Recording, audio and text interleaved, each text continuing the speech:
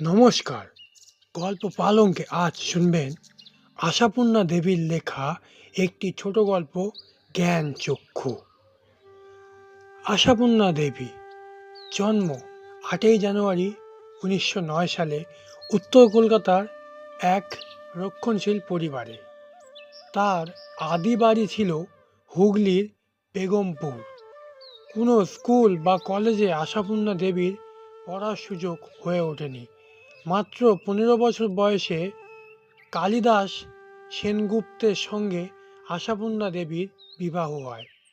দীর্ঘ জীবনে একজন গৃহবধূ ও মায়ের ভূমিকা পালনের পাশাপাশি তিনি বহু অনবদ্য সাহিত্য সৃষ্টি করেছেন। তার যুগে তিনি একমাত্র প্রতিষ্ঠিত সাহিত্যিক যিনি বাংলা ছাড়াও অন্য কোনো ভাষা জানতেন না। কর্ম ও সাহিত্য জীবন: 13 বছর বয়সে তার প্রথম লেখা শিশুসাথী পত্রিকায় ছাপা হয়। তার প্রথম প্রকাশিত বই ছোট্ট ঠাকুরদার কাশিযাত্রা, 1938 সাল। তার প্রথম উপন্যাস প্রেম ও প্রয়োজন, 1944 সাল। তার লেখায় মধ্যবিত্ত পুরুষ ও নারী চরিত্র নানা মহিমা প্রকাশ পেয়েছে। তার প্রকাশিত বইয়ের মধ্যে রয়েছে 176টি উপন্যাস, 30টি ছোট গল্প সংকলন, 47টি ছোটদের বই, 25টি অন্যান্য সংকলন। বিভিন্ন ভারতীয় ভাষায় তার 63টি গ্রন্থ অনূদিত হয়েছে। তিনি প্রথম প্রতিশ্রুতি গ্রন্থের জন্য 1978 খ্রিস্টাব্দে দেশের সর্বোচ্চ সাহিত্য সম্মান জ্ঞানপীঠ পুরস্কার লাভ করেন। এছাড়াও তিনি পেয়েছেন রবীন্দ্র পুরস্কার, সাহিত্য একাডেমি পুরস্কার, বিভিন্ন বিশ্ববিদ্যালয়ে ডিলিট ডিগ্রি ও সরকারি খেতাব। 1995 সালের 13 জুলাই তার দেহভাসন হয়। উৎস: আশাপূর্ণা দেবী রচিত কুসুম কুসুম গল্প সংকলন থেকে জ্ঞানচক্ষু গল্পটি গৃহীত হয়েছে। অল্প করে বিশেষ সংক্ষেপ বলে দেই, আশাপূর্ণা দেবী রচিত জ্ঞানচক্ষু গল্পে আমরা তপন নামের একজন ছোট ছেলের কথা পাই, যার কাছে লেখক মাত্রই আমাদের ধরাছোঁয়ার বাইরের কোনো মানুষ। নামকরণ: যে কোনো সাহিত্যের নামকরণ করা হয় বিষয়বস্তু, চরিত্র বা ভাব অনুযায়ী, আবার কখনো তা ব্যঞ্জনাধর্মী। যে কোনো সাহিত্য সৃষ্টির ক্ষেত্রে নামকরণ একটি অত্যন্ত গুরুত্বপূর্ণ বিষয়। জ্ঞানচক্ষু গল্পের নামকরণটি মূলত ব্যঞ্জনাধর্মী। জ্ঞানচক্ষু কথাটির অর্থ হল অন্তর্দৃষ্টি বা জ্ঞানরূপ দৃষ্টি। এই গল্পে তপন চরিত্রটির জ্ঞানচক্ষুর উন্মিলন হয়েছে গল্পের শেষে। তাই বলা যায় গল্পটির জ্ঞানচক্ষু নামকরণটি যথাযথ এবং যুক্তিযুক্ত হয়েছে। এবার আসুন তাহলে গল্পটি শুরু করা যাক।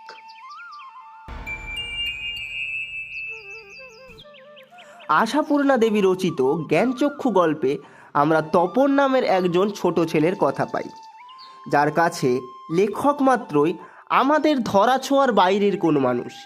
তারা যে আর 5জন মানুষের মতোই সাধারণভাবে জীবনযাপন করেন সেটা তপনের ধারণাতেই ছিল না। কিন্তু তপনের এই বদ্ধমূল ধারণা ভেঙে যায় যখন সে শোনে তার সদ্য বিবাহিতা ছোট মাসির স্বামী, অর্থাৎ তার ছোট মেসোমশাই একজন সত্যিকারের লেখক।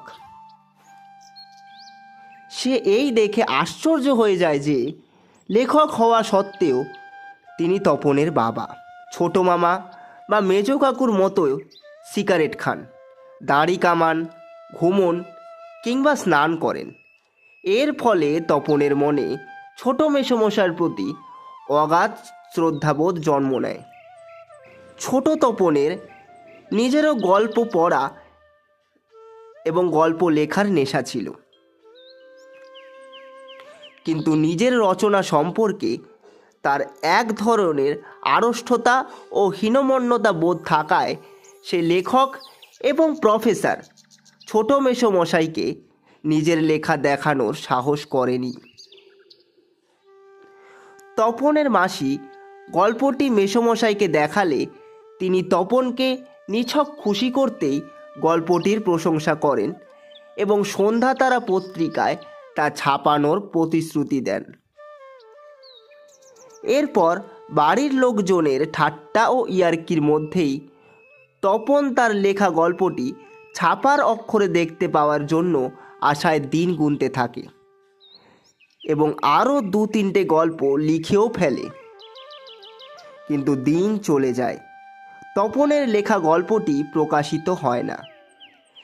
এ বিষয়ে যখন হাল প্রায় সে ছেড়েই দিয়েছে, তখনই একদিন তার বাড়িতে ছোট মাসি ও মেসোর আগমন হয় সন্ধ্যাতারা পত্রিকা হাতে নিয়ে।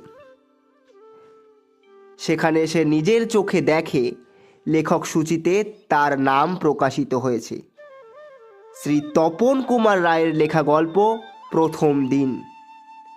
বাড়ির লোকেরা তপনের লেখার প্রশংসা করলেও কৃতিত্বের সবটুকু তার ভাগ্যে জোটে না।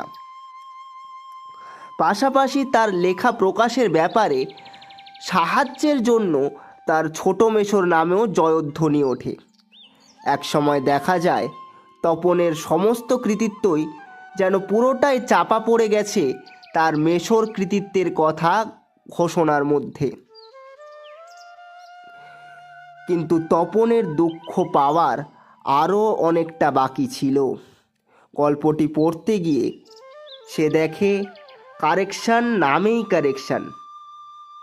তার লেখক মেসো গল্পটির আগাগোড়াই পাল্টে ফেলেছেন। তাই পুরো লেখার প্রতিটি বাক্যই তপনের কাছে ঠেকছে আনকোরা নতুনের মতো। সে কিছুতেই গোটা গল্পটির সঙ্গে নিজেকে লেখক হিসেবে মেলাতে পারে না। গভীর দুঃখ ও হতাশায় ছোট তপনের মন ভারাক্রান্ত হয়ে ওঠে।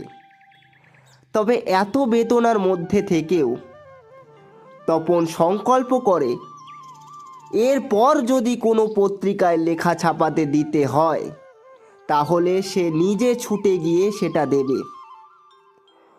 কখনোই সে আর অন্যের কৃতিত্বের ভাগীদার হবে না। নিজের লেখা হিসেবে অন্যের লেখা পড়তে গিয়ে এক দুঃখজনক ও অপমানকর অভিজ্ঞতা হয় তপনের।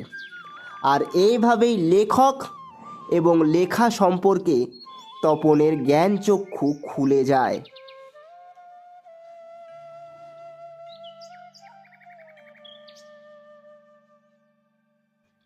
গল্প পালঙ্কের সময় আজ এ পর্যন্তই। আমরা ফিরছি পরের সপ্তাহে আরও একটি নতুন গল্প নিয়ে। তাই সাবস্ক্রাইব করে পাশে থাকুন। ধন্যবাদ।